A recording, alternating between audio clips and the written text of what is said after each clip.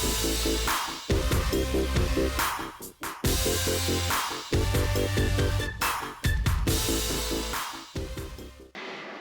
welcome back to the Triathlon Devs YouTube channel. This morning I have come to Andy Bishop's for my bike fit. So a few of the guys from the Tri Club have used Andy and really given him good reviews, so I thought I'd pop along and get a bike fit. So good morning. Morning, yeah. So Andy's going to talk through what we're going to do and hopefully he's going to buy me a few free watts in my races this year with a bit of luck. Hello, I'm Andy Bishop and I set this place up over 10 years ago now since I've been here. But in that time I've done over 4,000 bike fits. It's a crazy amount of people. I've seen people from all walks of life and all levels and abilities too. But what we do is actually through the bike fitting service is I take first impression views, looking around you, just seeing what's going off, if you've got any aches or niggles, trying to explain and describe what's going off there as well. But also we take some video analysis, looking at the angles, and then we take some different body geometry measurements and see what the computer comes back with too. And also you booked in for a saddle fit today because you're struggling with the saddle. Yeah. So we've got a pressure mapping saddle machine that can tell us how wide your sit bones are and how much pressure is pushing down, so for a 60-day money-back guarantee with them as well. Yeah. Perfect. And that's one of the things that's really difficult actually. I spent no end of money over the years on saddles, but nowhere lets you actually try them out. So you think that they feel nice and comfortable in the shop, and then you get them out on your bike and they're absolutely awful. So yeah, that's a definite bonus for me. Excellent. Right then, let's crack on.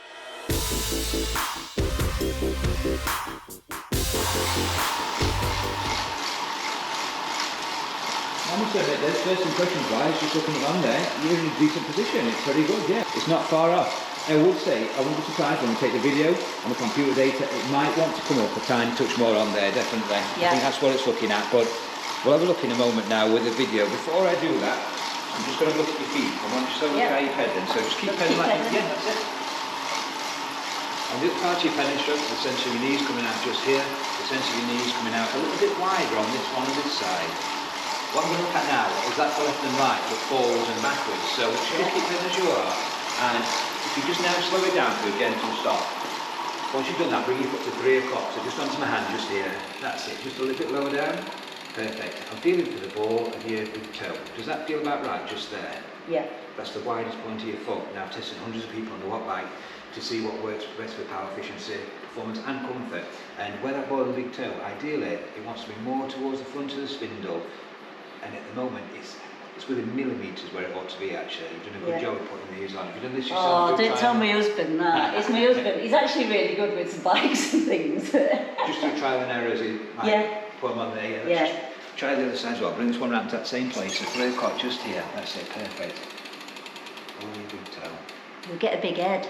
But I'm going to look at your cleats in a moment when I get you off.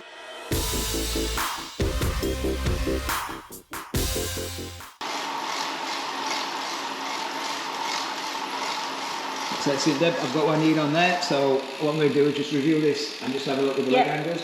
I've seen everything I need to see, first impression views on there. If you just go back on your TT bars again, I just want to have a look at that. Now your forearms, where your hands are, is that where you usually have your hands as well? Yeah. Your hands are in the right place where they're designed to be. The ball of your elbow just here, it's a little bit further back, because usually I tend to get that ball of elbow just hanging off the back of the actual, so do you know that bit there that just drops down? So it's a little bit further back, but again it's not far at all. It might just help relieve your neck and shoulder a little bit if these were just a slight bit. On the up part of your pedaling stroke you have got room, because just between there and there is enough gap. Usually I try and get work within an inch where we get people in, so there's definitely enough room to have a look at that too. But you have got a nice back angle at the moment. When you was pedaling, I'll show everyone and the viewers on there, the video, it shows you all the leg angles on here as well. Yeah. When you pedal arms down at the bottom just there, from your hip to your knee to your ankle, now that's coming out at 137 degrees. That means nothing to you, I bet. No. But what I'm going to tell you now is, to see how supple you are, how far down can you go if you try to touch your toes with straight legs? That's excellent. But what I'm getting at with this leg angle, with the saddle height, at 137 degrees, it's something that you won't find on the internet, but I've tested lots of people to find what the optimum sweet spot leg angle is for opening and closing with the muscles. And ideally, if you can touch your toes or thereabouts, 143 degrees has been the optimum sweet spot. So that's why I say it might want to come up a tiny bit more on the saddle.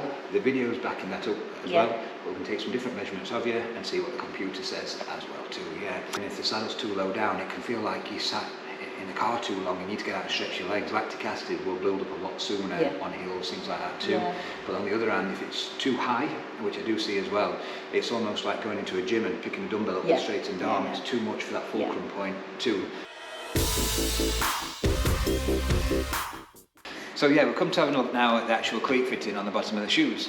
And this is one thing that I do take quite serious actually. I'm a bit OCD with looking how they're lined up, and you can't always go on the markings on the shoes because they're not always right. Some of the ones are heat molded and they've just transformed a little bit when they've been heated and molded, so you can't always go on that a little bit.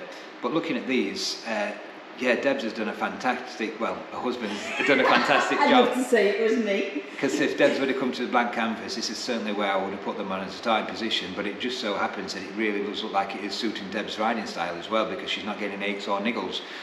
Not very often this happens, but I don't feel like I have to make big changes on Debs' shoes. Yeah. There you go, babes. Yeah. You do know best. You've got it on camera from the professional. You know best.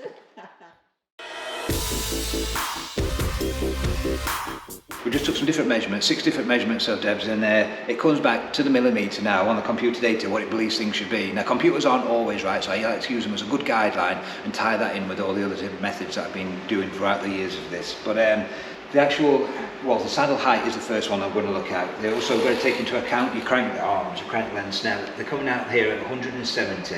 That's what it's recommended for yourself, what you've got here, so that is good. Okay. So I'm just going to look at the top tube length, which is quite an awkward one to measure because it's an integrated stem. And actually the top tube, it's saying it's within millimetres of how long it ought to be. We'll take into account your stem length and then your saddle setback as well too. The next thing to look at is your saddle height, from the centre of the bottom bracket up the tubing to the top of the saddle. Now that's coming out on here at 66 centimetres. Now after the measurements we've just took, and what my first thoughts are, it might want to come up a little bit more, it's actually recommending 67.3 centimetres. Okay. So it's saying it wants to come up just over a centimetre. Saddle setback, 25, 12.5 is the middle. There's not much in that, it is quite far forward already. I'll have a look at that in a moment. The stem length, it's an awkward one again to measure. It's usually from the centre of the bars. Looks like it's a 70. Well, it's recommending between a 70 or an 80mm stem on there, so it's either or. It's the geometry. Do you know where you put your arms on here? Okay. So I'll just line that up level.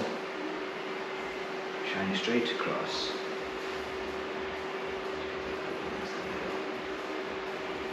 Yeah, it's just almost right at the top of your sticker just there.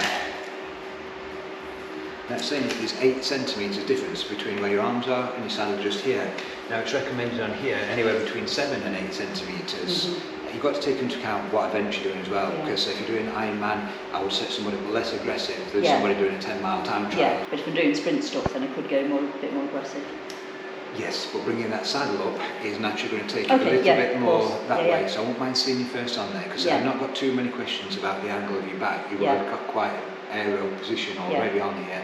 Sometimes people, when they're too high up at the front, catching way too much wind, but then again, if you go down too low, you can sacrifice power by going too aggressive. I do get a lot of riders coming in recently where they're going too low on the front end, they're slamming the stem and cutting the top off, and it's really quite complicated because sometimes a 20 centimetres difference and they're saying, Andy, I've lost my power, and it's because they've gone too aggressive. They've got better aerodynamics, but they're suffering with the power. Sometimes if you come up higher, your power increases, but you're catching more wind, so you've got to find that bit in the middle. Okay, so I know what change I'm going to make. I'll make them first off and then we'll get you back on. Yep, sounds good. So we'll come to the saddle fitting side of things now for Debs to have a look at. She's feeling a bit of pressure towards the front end of the saddle, which is not uncommon for most people. A lot of people come to see me with the saddle side of things because they're willing to sell the bikes because they can't get comfortable. So it's sometimes a mark or a last resort, which is quite nice. I've looked into things a little bit deeper with that, and it's helped me get this thing here that, in a moment Debs is going to sit on, and it'll show two little marks on the actual iPad for the actual width of the saddle and the padding that needed in there too. I'll explain it along as we're going along, but if you want to come over here, Debs, and just have a sit just on this part just here at the front. So if you'd like to stand up and then sit back down again, we'll have another look at that, just capture it once more. One last time, just wants one more result, so just that same thing. Perfect. Now it's come back on there at 111. That's not the actual width of your saddle, that's the actual distance between those ischial bones. Okay. So I can show you on there, can you see just the Yeah. two imprints? So yeah, I don't know if it's easy to see at home on there, but it's just showing the two different imprints of where them bones are sitting. So now it goes back into the details that we've just put in there, and what it does now is link into the intake. Because it's devised by Specialized, it'll come back what they believe in Specialized saddle, but it'll give you the size of the width of the saddle that we also need as well. So it's actually recommending a 143 width saddle on there. A lot of ladies that come in here, sometimes it's typically a 155, which is a slightly bit wide on there, but it's backing up what you thought that you might need a little bit more narrower.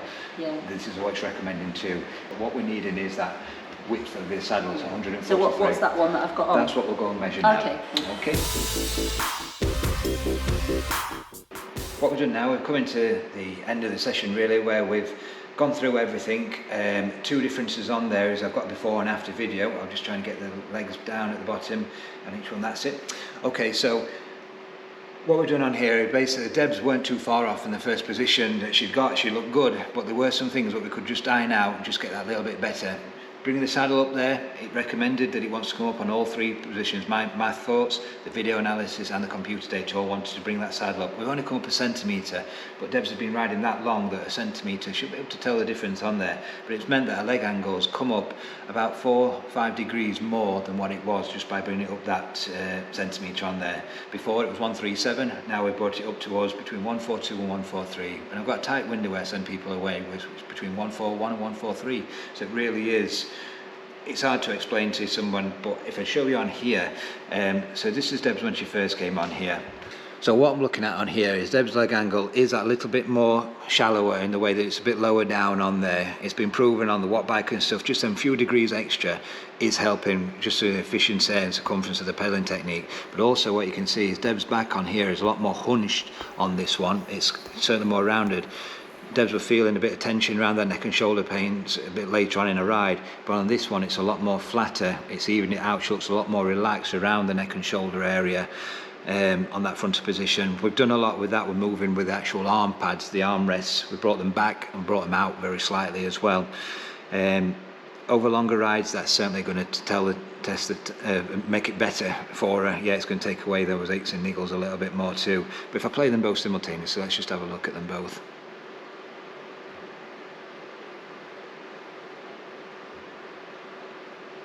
Now watching the two videos, the technique, it's only slight, you have to watch them both quite close up, but this one is definitely just that little bit better than the first one. It's still got that big arches to here, a bit more flatter, but the bottom part of the pedaling stroke, she's not rocking any more than what she was on the first one.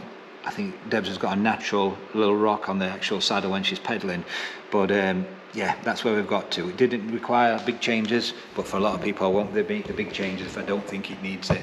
I won't send anyone away unless I'm 100% happy, and I'm always here. They can either give me a ring, I explain to what things could be, or the worst comes to worst, and I say this to everyone that comes in here, I would get them back in free of charge and I would go through things again, but thankfully I don't get many people coming. All I can say to Debs now is go away and get the miles in, see how she feels with it, keep in touch if she's getting any issues.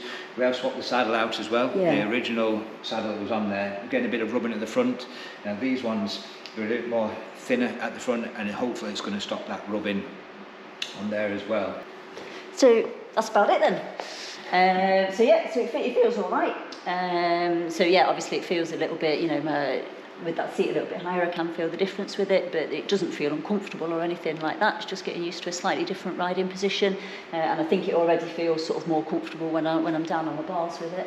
I think the real key is the seat and giving that a test drive for a couple of weeks and just seeing whether that gives me any more relief than what I'm getting. So yeah, looking forward to getting out and getting on with that. So brilliant, productive morning hopefully, a bit more comfort and hopefully a few more watts to get out of it. So yeah, thank you very much for your time doing it, and we'll see how it goes, and I'll give you some feedback on it. Thank you. Thank you.